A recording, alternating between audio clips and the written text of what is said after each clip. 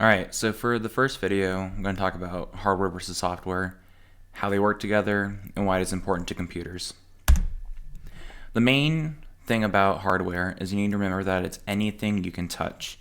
You go to the hardware store, you see hammers, you see nails, all the stuff you can touch. And computers, it's the actual physical parts of the computers. So anything you can touch. Remember that.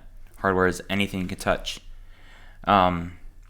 Some examples might be a keyboard, mice, the phone, you're touching it, the speakers, the physical speakers, or printers.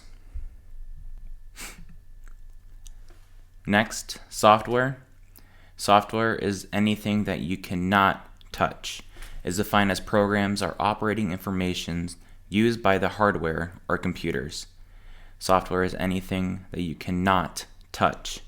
This includes Google, video games, YouTube videos, the operating system or OS, which we'll talk about a lot later. But operating systems are just things like Windows 10, or if you're using an iPhone, like iOS 14, applications or apps on your Xbox, PlayStation phone, or computer, even though the Xbox, PlayStation phone, and computers are all hardware. So again, it's important to remember, hardware you can touch, software you cannot touch. So how they work together: without software, hardware cannot do anything. Without Windows 10, your computer is literally just a pile of really expensive metal. Without hardware, software is just a bunch of code or commands that have nothing to command. You cannot play Fortnite without an Xbox. You cannot watch YouTube without a monitor or a phone. You can't listen to music without speakers or headphones. We need both for the hardware and software to be useful, sort of like yin and yang. You need one. You can't have one without the other.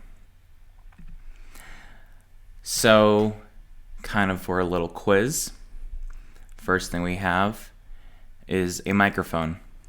Do you think this is hardware or software? So it is hardware because we can touch it and we use it to record audio.